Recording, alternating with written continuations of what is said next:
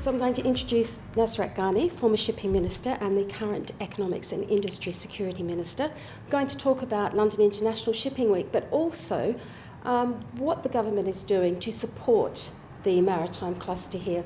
And first of all, I guess we should start off with the shipbuilding credit scheme, because that's an enormously innovative piece of policy that's now underway that you launched a couple of weeks ago. So tell us about it. So the Shipbuilding Credit Guarantee Scheme has been a labour of love. It's something that I've been wanting to get off the books and into a product into the UK market for quite some time. It's £500 million of government-backed loans. It reduces the risk by up to 80%, and you've got over 12 months to try and repay that. But fundamentally, it's linked to not just building, but refitting and retrofitting vessels as well. And we know that this will ensure the greening of vessels too along the way. It's an enormous package, an enormous product to encourage and promote all the fantastic skills and opportunities to have boats refitted, retrofitted and built here in the UK. What sectors do you think this will provide support to? The beauty of the product is it applies to all sectors as long as they have an environmental standard, as it were, environmental level. It can be on cruise transfer vessels, it can be on passenger ferries, it can be on shipping vessels too. So it's not limited at all in any way, which is why we know this product will fly off the shelves. And so how is this initiative going to help the UK compete with competitors such as China, South Korea, for example? We knew that there were similar products available overseas, and many people that come to the UK and want to commit to shipbuilding in the UK would often compare the other shipbuilding sort of guarantee schemes that were available overseas. We wanted to provide something that made sure that we were competitive, so we encourage that in the UK. The reason why people want to build ships in the UK is because of the technology and design excellence that we have, and now they're even going to be further encouraged to have those vessels either built, retrofitted or refitted here too.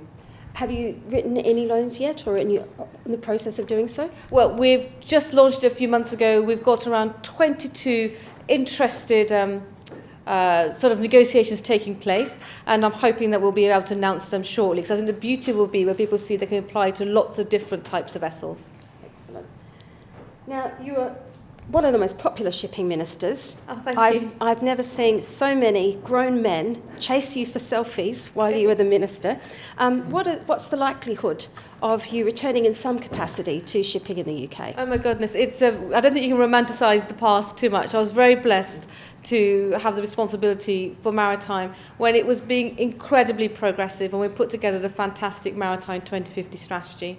In my portfolio now as industry minister, I do have a responsibility for maritime as an industry, and my job is to promote the sector not in the UK but overseas, to make sure that we're exporting enough of it overseas as well. And it gives me a huge amount of joy to talk to the UK shipbuilding, UK technology in maritime, AI in maritime, all those fantastic skills when I'm meeting dignitaries internationally and securing work for UK firms.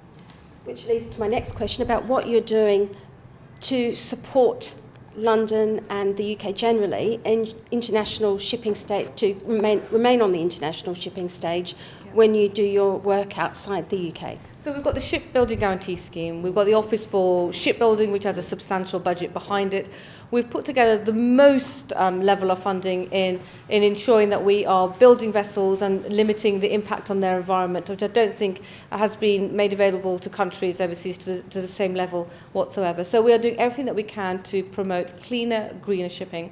The beauty in the UK is we've got some fantastic tech firms. So one of the meetings we had earlier on this week on Downing Street was AI and maritime. So we hope that we will be on the cusp of designing, then exploiting or commercialising new technology using AI that will enable shipping to become even more efficient. It will become even more autonomous if necessary, even limit its impact on the environment even further, which will just enable us to do even more with fewer costs, with having limited impact on the environment. Thank you, Minister. Thank you very much for your time.